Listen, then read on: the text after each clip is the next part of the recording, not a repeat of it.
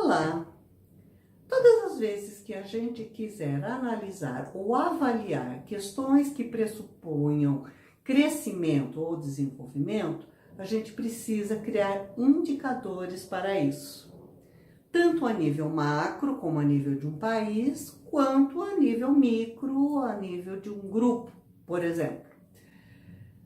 Quando se trata de questões tangíveis, isso fica mais fácil, não é? Nível de preço, quantidades, volume de produção, canais de distribuição. Mas quando se trata de questões intangíveis, como cidadania, satisfação, desejos, felicidade, a coisa já precisa ser um pouco melhor elaborada. Mas é possível sim. Dos macroindicadores conhecidos, nós temos o PIB, que é o Produto Interno Bruto. O PIB é a somatória da produção de todos os bens e serviços do país durante um determinado período de tempo, normalmente um ano, não é? Mas ele mensura crescimento econômico e deixa de lado alguns outros fatores importantes. Para complementar o PIB, então surgiu o IDH, que já trata então um pouco dessas questões de bem-estar, quando ele contempla os níveis de saúde, não é? Expectativa de vida ao nascer, os níveis de educação, que é os anos de frequência escolar, e também os níveis de renda em termos de poder aquisitivo. É um indicador interessante, ele vai de 0 a 1. Quanto mais próximo de 1, mais evoluído ou mais desenvolvido esse país é considerado.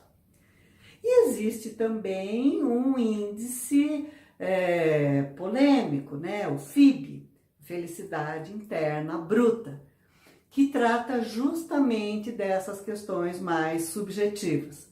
Ele surgiu no Butão, na Ásia, por volta da década de 70, mais ou menos, e foi apresentado oficialmente na ONU em 2011, onde ele procura retratar, então, as questões de bem-estar do indivíduo consigo mesmo e também em relação à comunidade, ao meio ambiente. É bastante interessante. E por ser subjetivo, ele também contempla questões de longo prazo. Então, qual é o reflexo futuro das ações que nós fazemos hoje? É uma boa ponderação. Mas a gente está trazendo essas questões dos indicadores para provocar uma reflexão a respeito dos nossos próprios índices particulares, individuais.